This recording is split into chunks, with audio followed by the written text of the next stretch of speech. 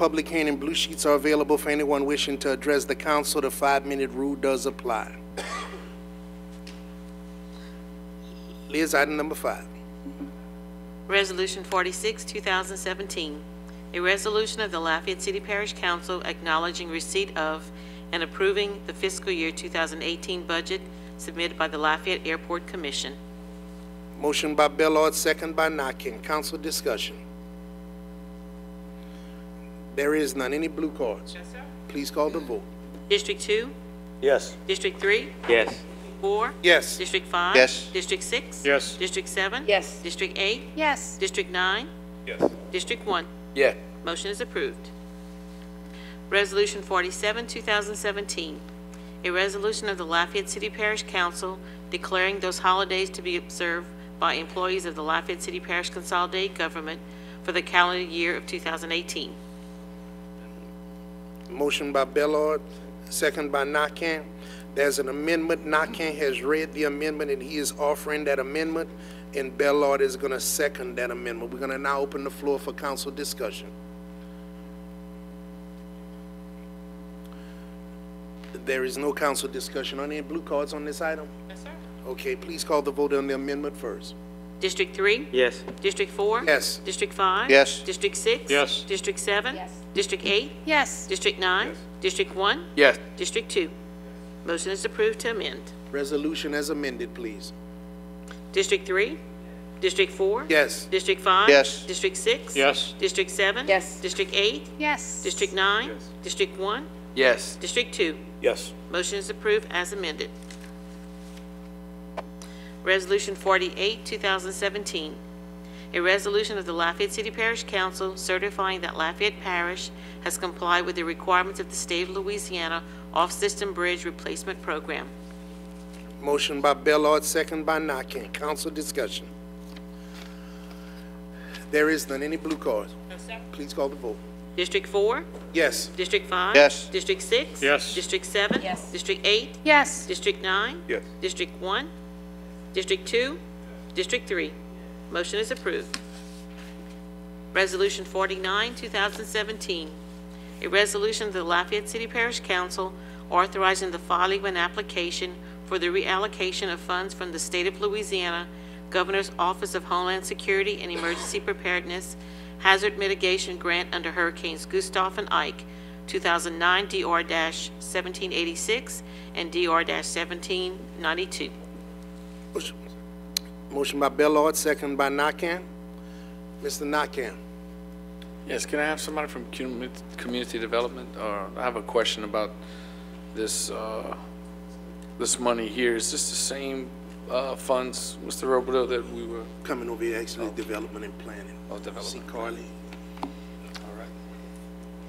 And we have several folks here. Shane is here with community development if we need. Okay.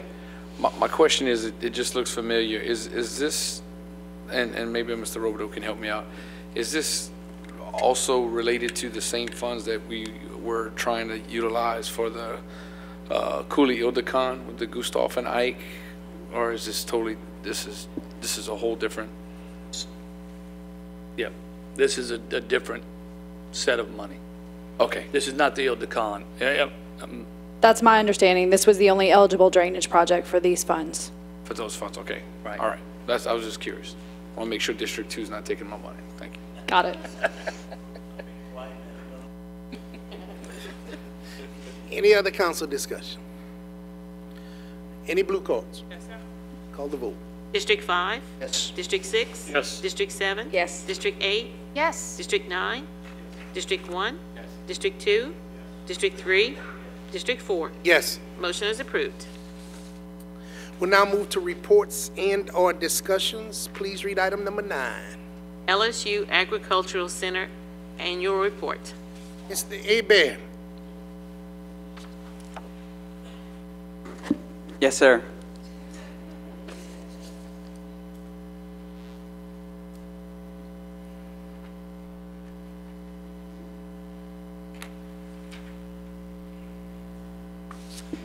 Good evening, Mr. Robodeau, Mr. Boudreau, administration, and members of the council.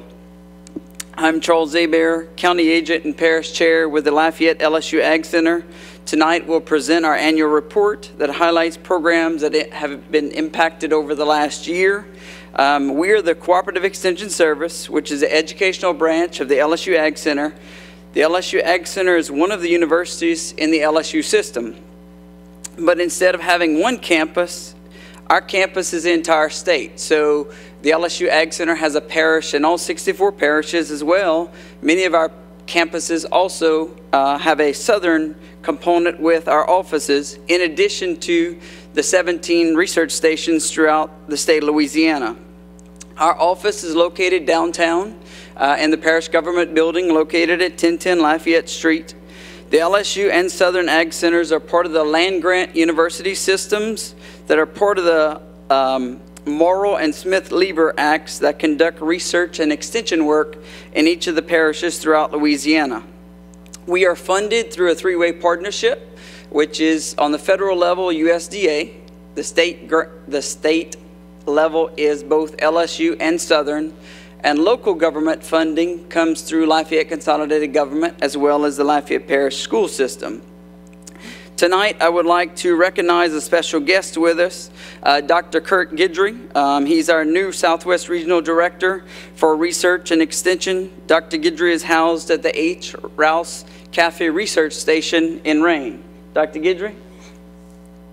Okay, our agents that are housed at 1010 Lafayette Street work in the program areas of Ag and Natural Resource. We have Stan Dutil and Dan Davenport with Horticulture, Family and Consumer Sciences, Miss Ogelle Jordan, and Miss Tiffany Williams. There are three paraprofessionals, Miss Jerica Boulay, Miss Bobby Mitchell, and Miss Berkeas Milton. And in 4-H, there's Miss Victoria Dupuy, Miss Cassandra Phillips, and myself that are located all downtown. So these are the three major program areas that our office covers here in Lafayette Parish. Moving into agriculture, our ag agents are responsible for improving the lives of citizens of Lafayette Parish through farmers, landowners, gardeners, plant enthusiasts, and other citizens that deliver educational programming that pertains to agriculture and natural resources. Extension efforts range from newsletters, demonstration plots, farm tours. On a daily basis, we may get individuals that bring in soil samples, want their soil tested for their garden. They want to be more productive. They may want to identify insects, whether they're beneficial or not, but not everyone knows whether they're beneficial or not in the beginning. Next, our Master Gardener program that you are very much aware of. They are very much engaged in our community. Volunteers greatly multiply our outreach efforts by presenting educational programs as representatives of our organization. They donate more than 8,100 hours a year to the citizens of Lafayette. That net value is worth about $180,000. So we appreciate all of their efforts. In the area of family and consumer sciences, they are responsible for improving the lives of those as it relates to home, health, and food and family. They deliver educational program that enables families and seniors to develop the capacity of strengthening families and building community. On a daily basis, they may teach nutrition classes, work with individuals on food preparation, general health, and health and fitness. In the area of 4-H youth development, we work under three mission mandate areas, which are citizenship, leadership, healthy living, and science, engineering, and technology. 4-H has a long history of helping youth learn by doing, where they get engaged in the community and become contributing members of our society. As some of you may be aware, 9 years ago we started a school garden program. Now we're engaged at 9 schools throughout the parish. They hold or conduct an annual cook-off each year where one elected official serves on a group team with a chef and a school official and 5 kids. they prepare a meal, and that meal is focused throughout the entire school system of Lafayette Parish. The winning meal is featured in October during Farm to School Month and National Nutrition Month, and they feed that meal to 30,000 students. So to conclude our presentation, I want to conclude with our mission, and that is to help the people of Louisiana improve their lives through an educational process which uses research-based information to address local needs and issues. Each of you should have an individual flyer which highlights our programs from this past year. Also has each additional staff member from our office if you have any need, and feel free to contact us. Both phone number and emails on the front. And then on the back you'll see the people we've reached by each program area, parish facts from the LSU Ag Center's Ag Summary, and then the local upcoming issues for this next fiscal year that we currently just started as of July 1. And we thank y'all for your continued support to the Lafayette office of the LSU and Southern University Ag Centers. Thank you. You're welcome. You're getting pretty good at these presentations, man. Thank y'all. Any council questions or discussion for Mr. Hebert? There is none. Thank y'all again. Thank you so much. We're going to now move to ordinances for final adoption. Again, this is a public hearing. Blue sheets are available for anyone wishing to address the council. The 5-minute rule does apply. Here's item number 10. Ordinance 203, 2017, an ordinance of the Lafayette City Parish Council authorizing Lafayette City Parish Consolidated Government to dispose of one surplus older model PCMT 2600 conflict monitor tester, which is no longer needed for public purposes, to Temple Incorporated for a total bid price of $1,500. Motion by Bellard, second by Nakam. Council discussion. Seeing none, any blue cards? Please call the vote. District 6? Yes. District 7? Yes. District 8? Yes. District 9? Yes. District 1? Yes. District 2? Yes. District 3? District 4? Yes. District 5? Motion is approved.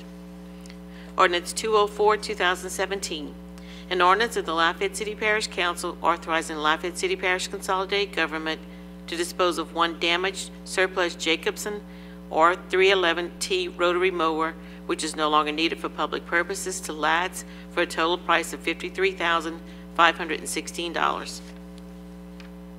Motion by Lewis, second by Bellard. Mr. Terrio.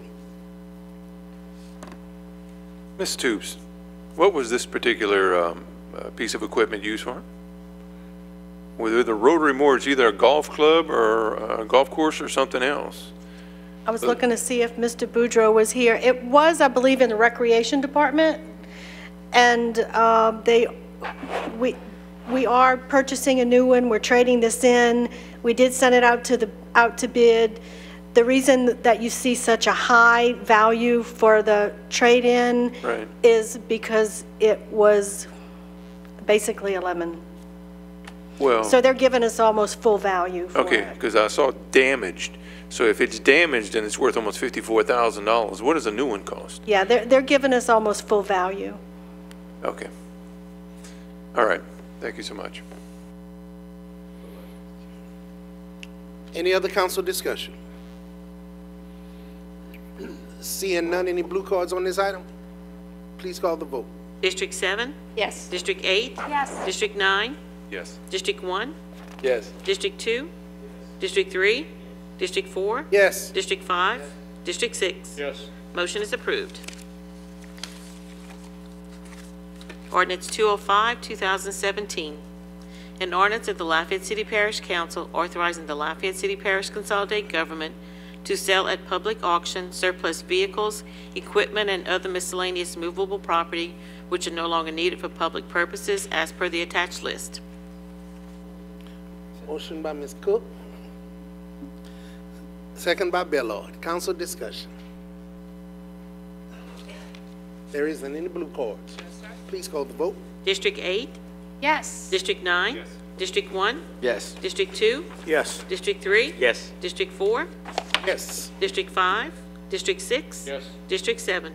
Motion is approved. Ordinance 208, 2017. An ordinance of the Lafayette City Parish Council declaring the building or structure located at 1136 Madeline Avenue, Lafayette, Louisiana, owned by Valina Charles Gerard and Elmo Gerard, Carol J. Block, attorney appointed, to be dilapidated and dangerous to the public welfare, and ordering the condemnation of same. Motion by Bellard, second by Nakam. Council discussion. There is none. Any blue cards? Please call the vote. District 9? Yes. District 1? Yes. District 2? Yes. District 3? Yes. District 4? Yes. District 5? District 6? Yes. District 7? District 8? Motion is approved. All right. Item 14 has been deferred to the November 21st meeting. Item number 15, please. Ordinance 213, 2017. An ordinance of the Lafayette City Parish Council authorizing the Lafayette Mayor President to enter into a fiscal year 17-18 cooperative endeavor agreement between the Parish of Lafayette and the District Attorney, and amending the fiscal year 17-18 operating budget and adjusting the manning tables of the Lafayette City Parish Consolidated Government by increasing the use of prior year fund balance by $4,594, adjusting various district attorney and parish general accounts, and deleting all district attorney positions to implement the cooperative endeavor agreement. Motion by Conk, second by Nakam.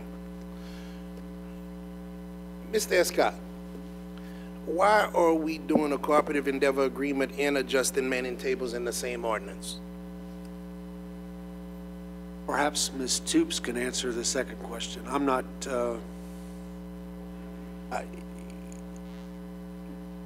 Mr. Oates, look like you're about to fall out your seat. okay, maybe Steve can. I didn't see, yeah. What this ordinance does is, as you point out, not only approve the cooperative endeavor agreement, but change the manning tables. What it doesn't change is the amount that you previously budgeted for the district attorney's office. In the cooperative endeavor agreement that you have before you, you take the budgeted amount, which you used to budget for all the positions, and it allows Ms. Toops to take that all out, and it takes your total appropriation and divides it by 12 and creates an allowance for the district attorney's office. Each month before that allowance is given to the district attorney, the insurance expenses that are administered by LCG are taken out of that, and then the allowance is given to the DA's office. And the DA's office agrees that that's all the money they're going to get, and any other additional cost above that he's going to fund. It's a one-year agreement. It's a new approach, especially considering when you all came on, we had litigation between the DA and LCG, or the parish, and it makes it clear this is just a parish obligation. And so to answer the question, that's why they're together.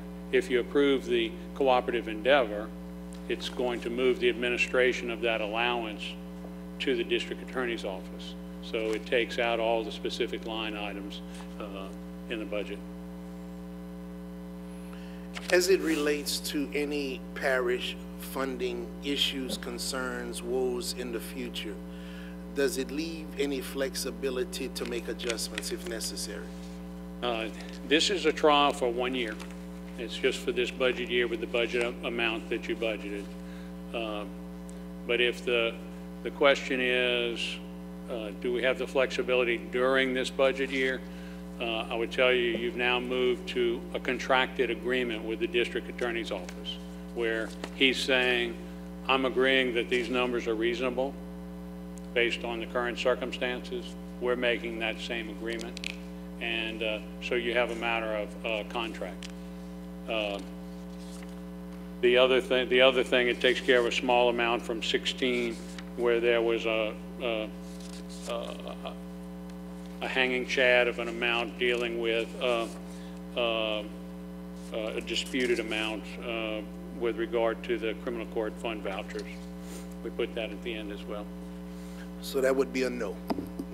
You don't have a lot of flexibility. You would basically be entering into a contract. Mr. Chairman, the answer is no. No, right.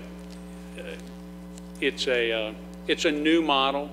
Whether it's going to work 2 years, 5 years, 6 years, but I will say it's been a model of cooperation compared to where we started with the district attorney's office. Right, right, and I don't doubt that. What comes to concern is our parish obligations, and when you don't have any flexibility, I know sometimes these contracts are written in such a way where who goes first, who goes second, who goes third, what you have to do, what you can't do. And at the end of the day, like Mr. Terry, you alluded to earlier, you just can't spend what you don't have. And that's why I was asking why they were tied together rather than adjusting the manning tables as the office sees fit, but having the cooperative agreement offset separately. Let me allow a few other people to speak and we'll see what happens. Mr. Cone. Thank you, Mr. Chair.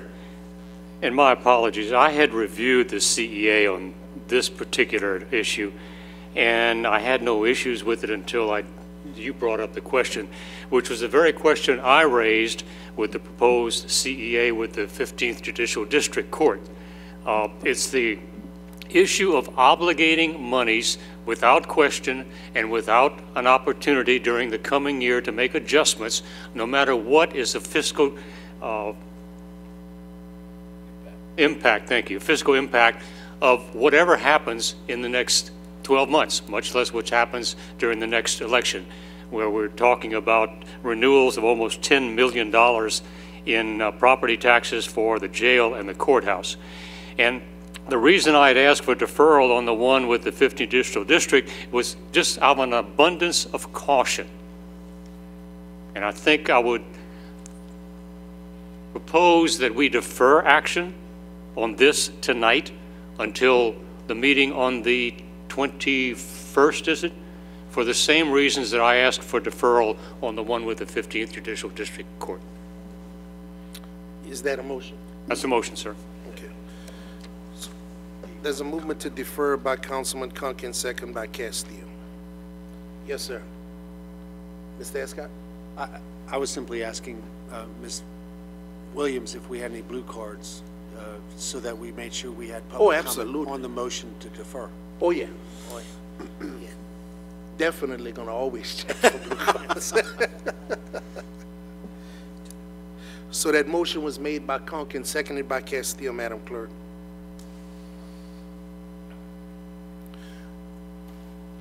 Any additional council discussion? Seeing none, are there any blue cards? Yes, sir. We do have one speaker, D.A. Keith Stutz. Mr. Stutz. Good evening. Actually, my blue card was to simply offer to you that I'm present once again to answer any questions that you might have had.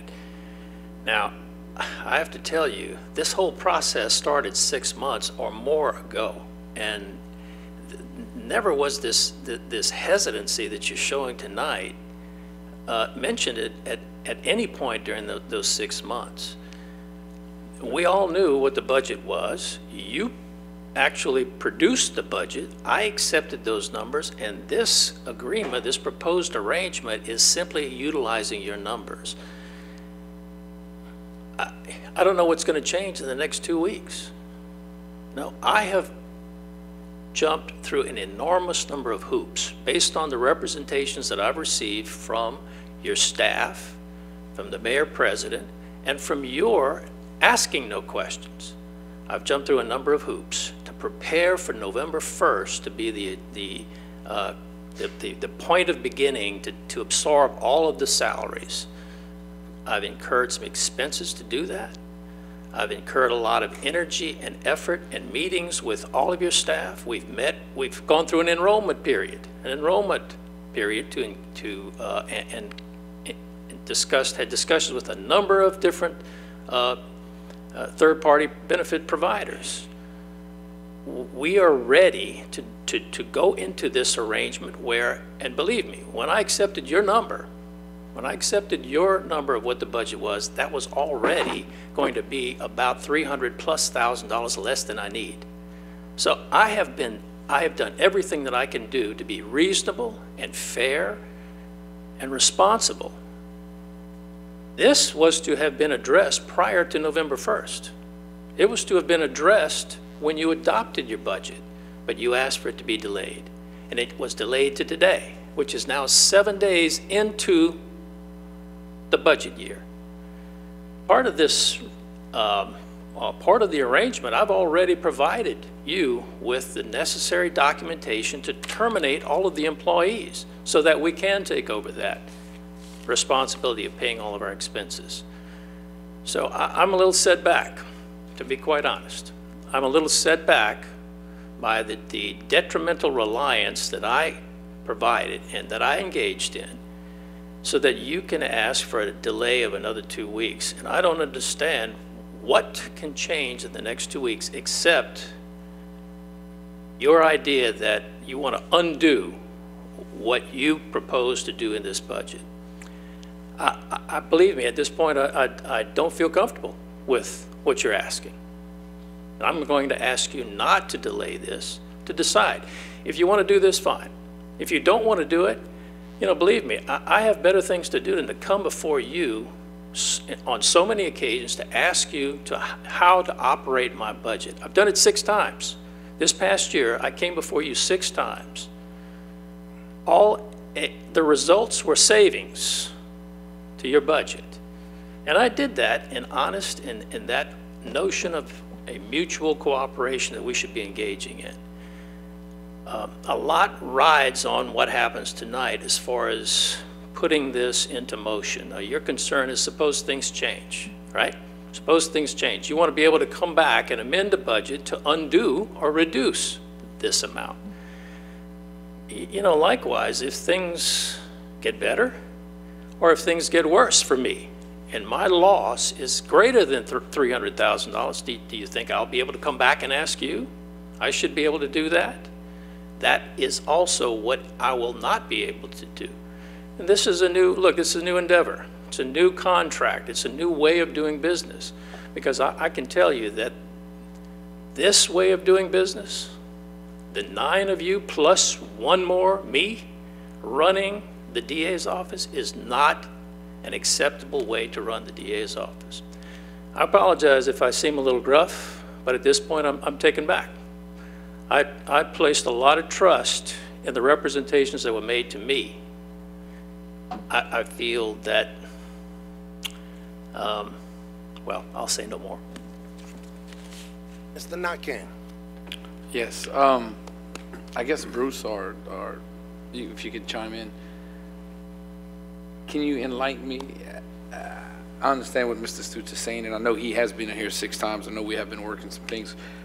What was the purpose again for you deferring your IG, I guess, negotiation? Well, both of the cooperative endeavor agreements that were on the agenda for tonight basically locked us in for the remainder of the fiscal year, which began on November 1, regardless of what is our fiscal status during the next month, during the next 12 months.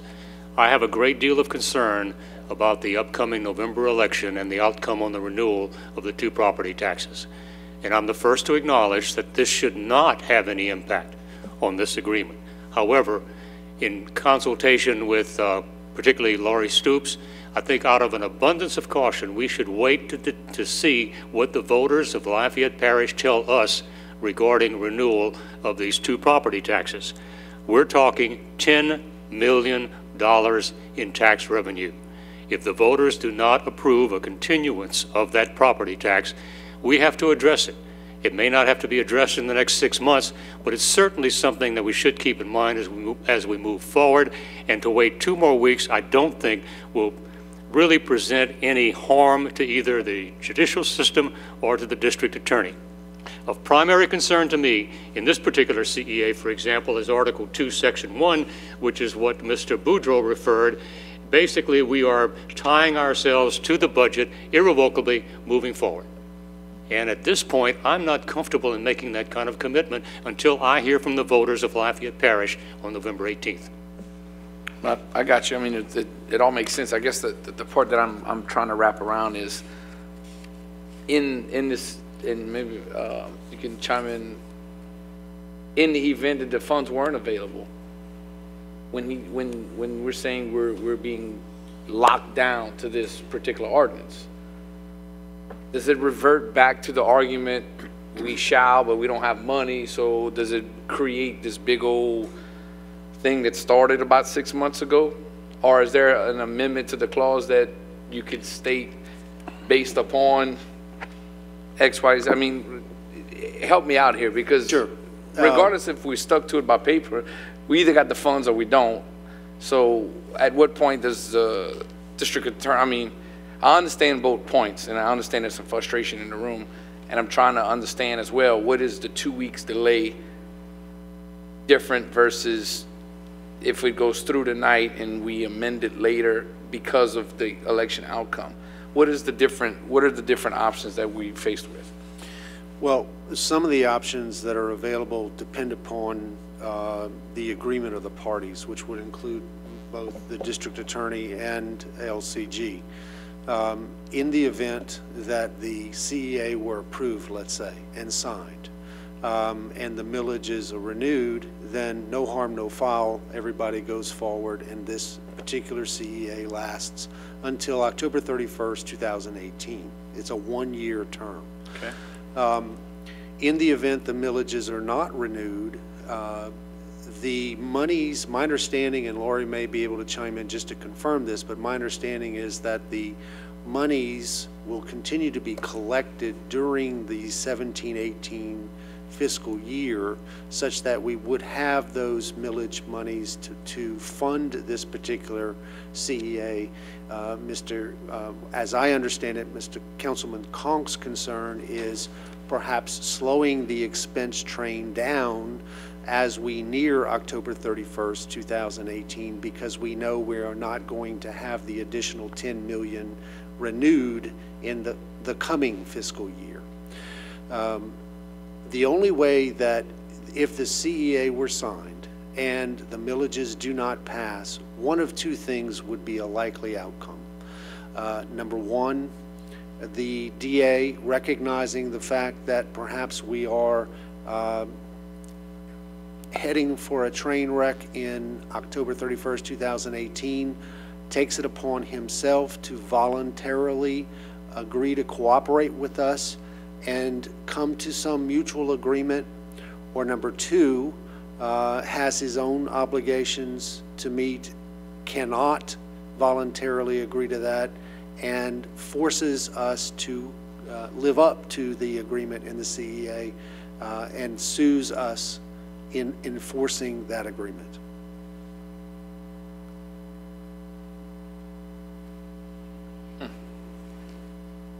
And if I've left anything out, Mr. Oates?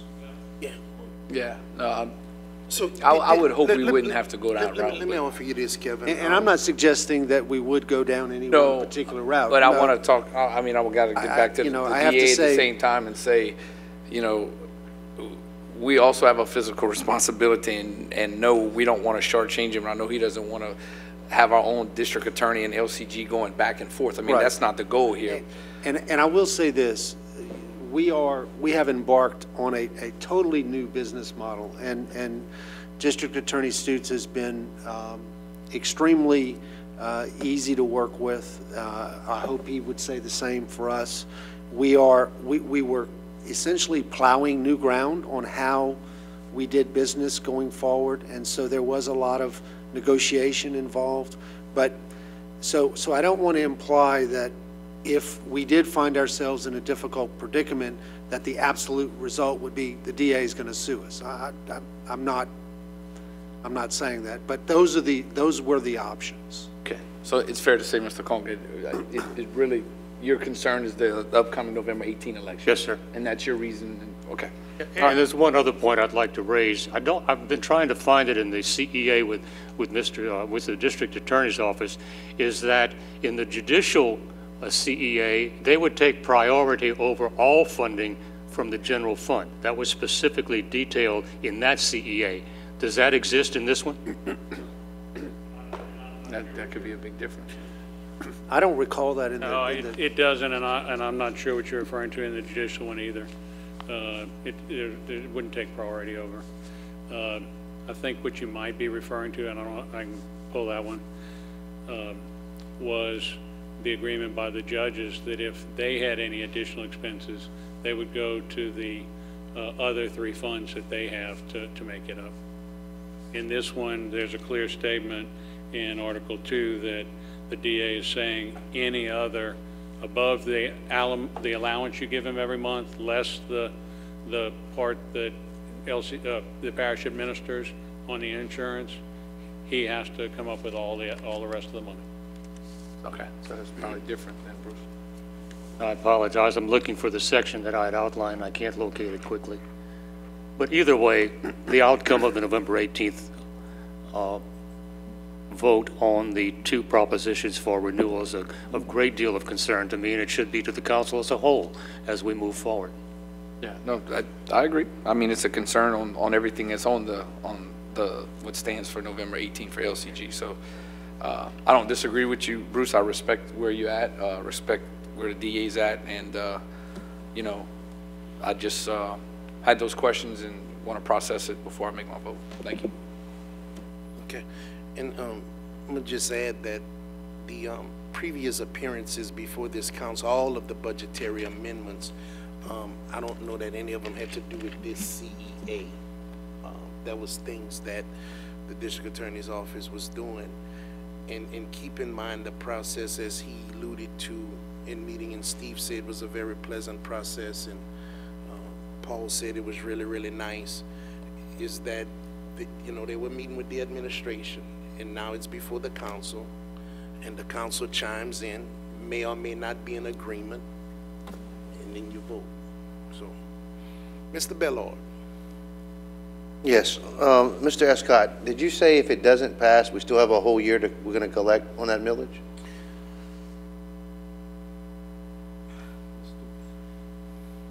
The millage is still active.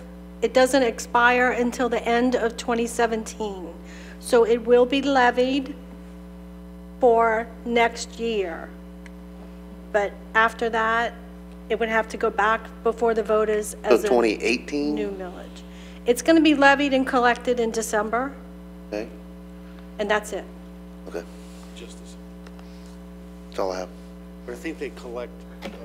In January, but you'll get your bill, the bills will go out in December. Some people pay in December, some people pay in January, and that'll be the money we have to use for this year through October of 2018. Okay, thank you. Okay. Any other blue cards? No, sir. Okay, so we're gonna vote on the deferment by Conk and second by Castile. District 1? No. District 2? Yes. No. District 4? Yes. District 5? No, District 6? Yes. District 7? No. District 8? Yes. District 9? No. Motion to defer has failed. Okay, the motion to defer has failed. The floor is open for any other discussion on this item from the council. There is none. We've already honored the blue cards. So now we are going to vote on the ordinance as presented, please. District 1? Yes. District 2? No. District 3? Yes. District 4? No. District 5? yes, District 6? No. District 7? Yes. District 8? Yes. District 9? Yes. Motion is approved. Ordinance 214, 2017. An ordinance of the Lafayette City Parish Council amending the fiscal year 17-18 capital budget of the Lafayette City Parish Consolidated Government by transferring $500,677.85 from various projects to the intersection improvements, Faux Filet, East Bayou Parkway, Kali Saloon Road project within the Public Works Department to facilitate the expenditures of earlier issued bond funds. Motion by Terrio, second by Nakam. Council discussion. There is, oh, Mr. Nakam. Yes. In regards to these projects, do we have anybody? They are all ready to go? Is that where we moving the money to get these things completed?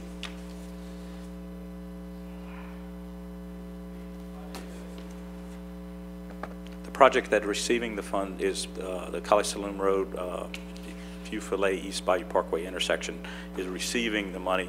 The other projects that we're taking it from are completed projects, and we're rolling unused funds or surplus funds from those projects into this. And are these projects that are listed up above, are they ready to go? Are they like? No, they're completed. They're complete. They're completed. And Okay. Those were funds left that we're utilizing for a project on the Just books. take it, okay. Yeah, so the project that's getting built is Filet. The other projects are complete. And that funding's going, okay, gotcha. That's all I. Mr. Dubrock, I know we was going to be creating some form of a matrix or evaluation to determine where monies are moved to. Yeah. Have we been successful with that yet? We have some early drafts of that, and we're putting that together, yes. I know you got a lot on your plate. But it's important, and we have some other things pending, and we have a similar one coming up for another project that's not as, this one is ready to go. We're going to bid this now. We have another one coming up in probably early part of next year, and we'll need to do the same thing. But to do it, we need to be a comprehensive report of all of the projects and how are they going to be funded through as they progress. Okay, thank you very much. Seeing no other council discussion, any blue cards on this item? Please call the vote. District 2? Yes. Yes. 4? Yes. District 5? District 6? Yes. District 7? Yes. District 8? District 9? Yes. District 1?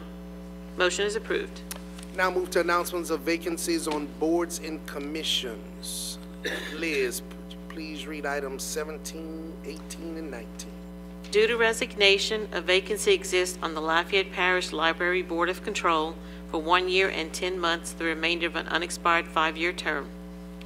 Due to expiration, a vacancy will exist on the Hyman Performing Arts Center and FF Bustani Convention Center Board for a 4-year term effective December 1st, 2017. Due to expiration, a vacancy will exist on the Lafayette Convention and Visitors Commission for a 4-year term effective January 1st, 2018. Applicants must reside within the unincorporated area of the parish of Lafayette. Individuals wishing to submit a resume for the above volunteer vacancies must be a registered voter and a resident of Lafayette Parish. Yearly ethics training for all appointees is required, as is financial disclosure under certain circumstances. Resumes are to be forwarded to Veronica L. Williams, Clerk of the Council, P.O. Box 4017-C, Lafayette, Louisiana, 70502, or emailed to bclafayette@lafayettela.gov no later than noon Tuesday, November 21st, with appointments to be made on December 5th, 2017. Thank you very much, Liz. We're going to now consider appointments by council as a whole to boards and commissions. Could you please read item number 20? Appointment to the Planning and Zoning Commission for 3 years and 2 months, the remainder of an unexpired 5-year term. Applicants must reside within the unincorporated area of the parish of Lafayette. Mr. Castillo.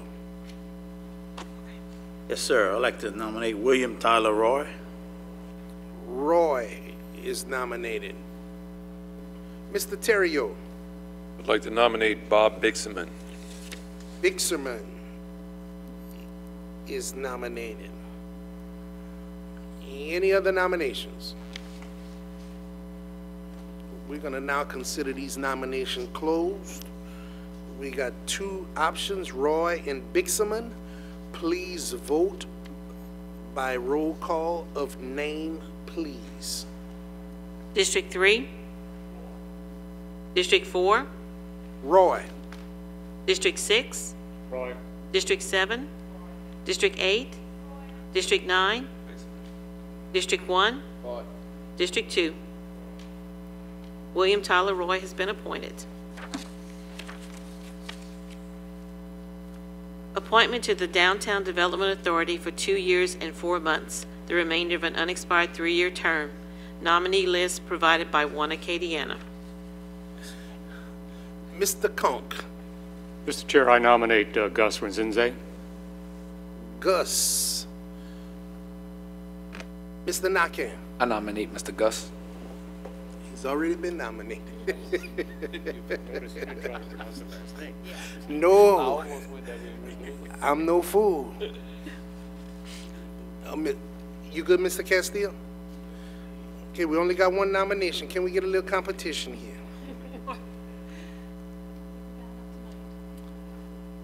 Doesn't look like it. We got a single nomination, so you could do a yea or nay vote on Mr. Gus. District 4? Yes.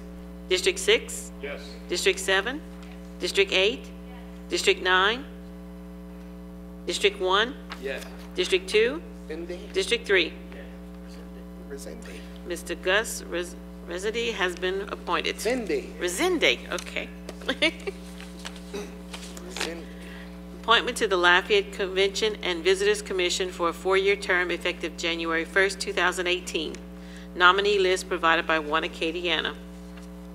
The list of names received from One Acadiana for considerations are Ms. Hebert. Jimmy Thaxton.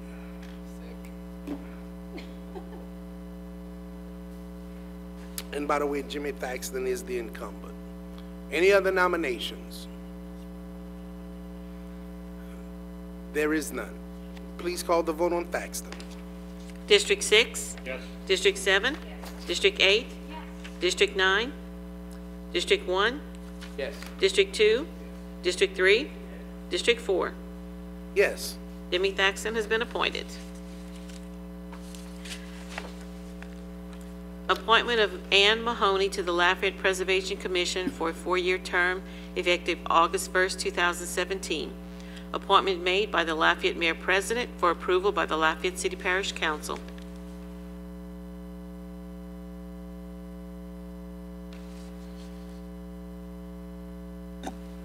District 6?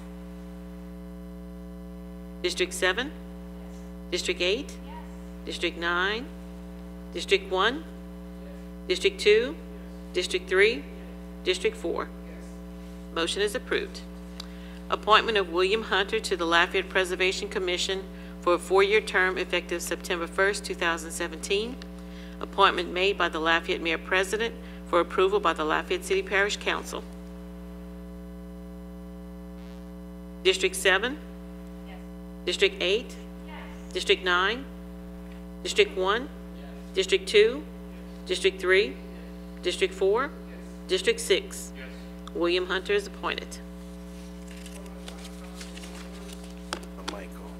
Mayor President and or any other direct appointing authority. Item 25. District 2, J. Castile appoints Kelly M. Stonecker to the Lafayette Animal Care Center Advisory Board for a 4-year term effective on August 7, 2016. Introductory ordinances, I'll entertain a motion to take in global. Motion by Lewis, second by Nakam. List 26 through 32. Ordinance 216, 2017. An ordinance of the Lafayette City Parish Council amending the Unified Development Code so as to reclassify the property of River Ranch, LLC, case number ZON 2017-38, 1100 block of Camellia Boulevard rezoning, located generally east of Camellia Boulevard, south of Stonemont Road, and west of Elysian Fields Drive from RS1 residential single family and RM-1 residential mix to MN-2 mixed-use neighborhood. Ordinance 217, 2017. An ordinance of the Lafayette City Parish Council amending the Unified Development Code and the official map of the City of Lafayette, providing for the annexation of additional land into the corporate limits of the City of Lafayette, Louisiana, case number ZON 2017-39, 831 Rue de Bellier annexation, located generally north of Ridge Road, east of Rue de Bellier, south of West Congress Street, which is located within Lafayette City Parish Council District Number 5 for voting purposes, and assigning zoning classification of CH Commercial Heavy. Ordinance 218, 2017. An ordinance of the Lafayette City Parish Council amending the fiscal year 17-18 capital budget of the Lafayette City Parish Consolidated Government by reducing a current project by $1,500 within the coroner's office to create a new project for surveillance equipment. Ordinance 219, 2017. An ordinance of the Lafayette City Parish Council amending the fiscal year 17-18 capital and operating budget of the Lafayette City Parish Consolidated Government by increasing revenues in the amount of $77,006 received from the Louisiana Commission on Law Enforcement for a 2017 Edward Bryan Memorial Justice Law Enforcement Assistant Grant and appropriated within the Lafayette Police Department. Ordinance 220, 2017. An ordinance of the Lafayette City Parish Council providing for the abandonment of a portion of the drainage servitude on the property of Broussard Plantation Incorporated, located at the intersection of Mawtaw Road and East Fairfield Drive. Ordinance 221, 2017. An ordinance of the Lafayette City Parish Council amending the fiscal year 17-18 manning tables and operating budget of the Lafayette City Parish Consolidated Government by deleting one development plan manager and adding one compliance manager within the Development and Planning Department Compliance Division. Ordinance 222, 2017. An ordinance of the Lafayette City Parish Council declaring the building a structure located at 128 General MacArthur Street, Lafayette, Louisiana, owned by Edward Laxey and Juanita Washington, care of Gerald J. Block, attorney appointed, to be dilapidated and dangerous to the public welfare, and ordering the condemnation of the same. All right, any council discussion on any of these introductory items? See none, any blue cards? Please call the vote. District 8? Yes. District 9? District 1? Yes. District 2? Yes. District 3? Yes. District 4? Yes. District 6? Yes. District 7? Yes. Motion introduced has been approved. Thank you. Madam Clerk, I got two requests that I need to expedite. The first is I need research done over the last 10 years for any ordinances brought forward by the council member from District 9, namely William Terrio, as it relates to the rededication of any tax dollars for any drainage projects. I do not want, when he talked about it in a meeting, I do not want when he brought it up in a question of something. I want to know how many ordinances that he brought forth to rededicate money for drainage purposes in the last 10 years. The second thing I want you to do is get I need an Attorney General's opinion on when a council member leaves a meeting early without excuse, is there any way to recoup any of the funds that are being paid to those members as it relates to the expenditure of taxpayers' dollars, if that's a waste of taxpayers' dollars, and if there is any obligation to attend and stay to meetings throughout in their elected capacity. And I would like both those things done on behalf of Kenneth Paul Boudreaux.